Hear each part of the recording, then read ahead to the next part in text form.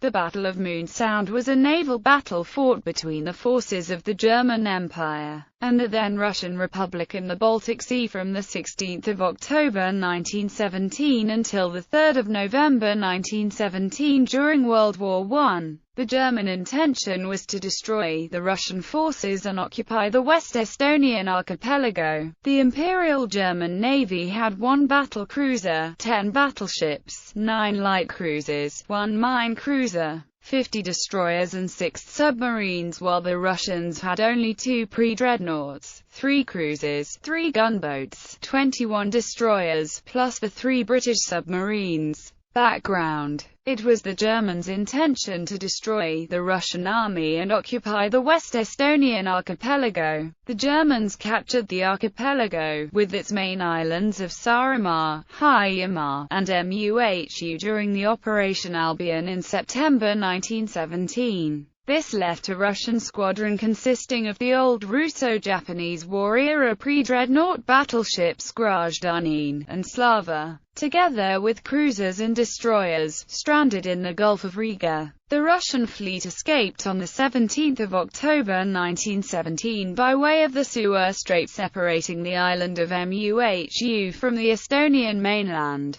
Battle. At the start of the Battle of Moon Sound, there were 2 submarines in the Gulf of Riga. They were C-27 and C-32. When the Germans got there, Captain Francis Cromie sent out another submarine called C-26. On the night of the 16th of October, Lt. Seeley fired 2 torpedoes at 2 German ships but missed. 2 further torpedoes struck their targets. C-27 returned to Hanko when it was no longer needed. C-32 attempted to attack a German ship but was spotted and bombed. In the afternoon of the 16th of October, Gruppe Benker traveled to the south exit of the Suez Strait and dropped anchor around 8:30 p.m. All German ships were anchored in a close line with a torpedo boat at each end. The Germans made significant progress on shore on the 16th of October, taking 120 officers and 400 men prisoner and capturing 49 guns.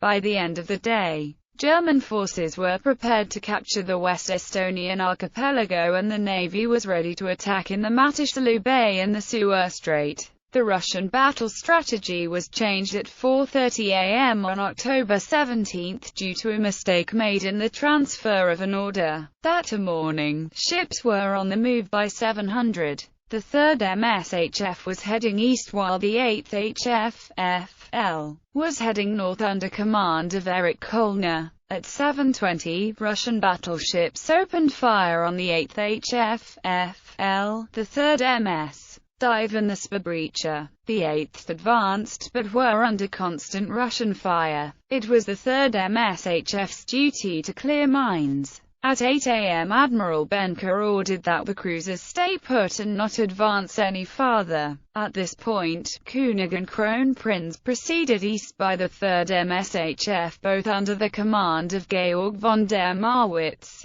Slava was advancing so that she came between Paternoster and Werder and started firing upon any eastbound German ship. While this was going on, the 3rd MSHF had reached Laura Bank and turned north. König and Kronprinz continued east and Slava was now heading north. Admiral Hauptmann was at the same time heading west towards the Vik Strait. At 9:10, 2 Russian ships that had returned south opened fire on the 3rd MSHF. The Russians now understood that if they could stop the minesweepers, they could stop the entire German attack. At 9:40, 3rd MAS Dive was brought over to the east side of Russian minefields to assist the 3rd HF-FL. By 1000, the minesweepers were on the northern edge of the rectangular minefield. König and Kronprinz now went forward. Around 10:13, König opened fire on Slava. By 10:17, Kronprinz followed König back lead and opened fire on the battleship Grozdanin. Buryan was also attacked by König. Slava took many underwater hits, causing extensive damage. Grozdanin only got hit twice in all of the chaos. At 10:40 the Germans ceased fire. The Russians continued to fire on the 3rd MSHF.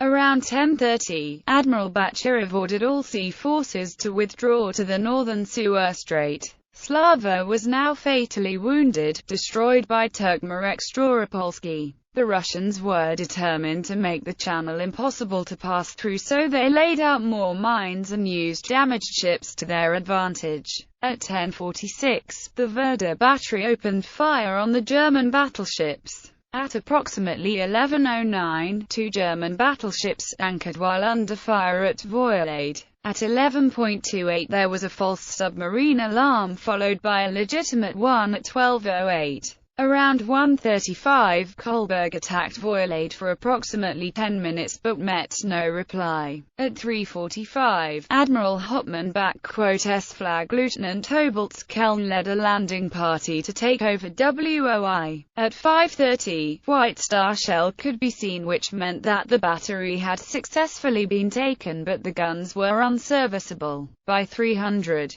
Commodore Heinrich took V-100 toward the channel that would lead them to the Suez Strait, but were immediately under fire by gunboats under the control of Admiral Makarov. At 10 p.m., KPTLT Zander began to go forward to the Suez Strait. The destroyer S-50 took up position to mark the passage. At the end of the day, Germans were in control over the southern Suez Strait, the Vik Strait and the Matishtelu Bay. On the night of October 17, Russians gave up trying to capture the Suez Strait. Just after midnight on October 18, S-64 was shaken by a mine detonation and was rendered unmaneuverable. By 1 a.m., S-64 was sunk by mine. At dawn, German torpedo boats assumed patrol stations in the Matishtelu Bay. The landing operations on Hyamar gained momentum between 7:15 and 8 a.m., and the area around Emaster was secured.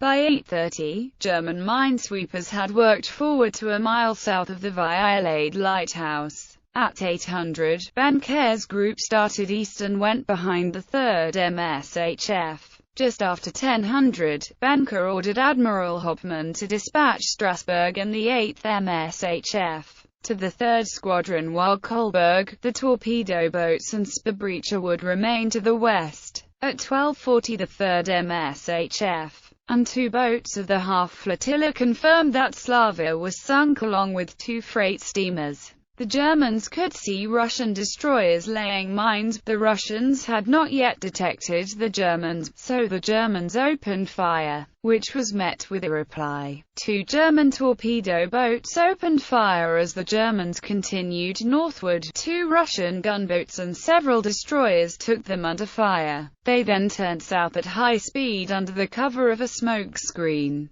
By the evening of the 18th, Kuressaare had been made a supply base. The southern part of Hyamar under control of the 2nd Cyclist Battalion and the S Flotilla landing section. Saaremaa and Muhu were now firmly in German hands. On October 19, the forces of the Gulf of Riga and numerous transport steamers and auxiliaries left the northern Suez Strait under the protection of minesweepers and destroyers. By mid-afternoon, the German forces had penetrated the strait. The German losses were 7 minesweepers, 9 trawlers and small boats, as well as 1 torpedo boat. The Imperial Navy had a total of 156 dead and 60 wounded. The Army had 54 dead and 141 wounded. The German Army captured 20,130 prisoners, 141 Russian guns including 47 heavy pieces and 130 machine guns.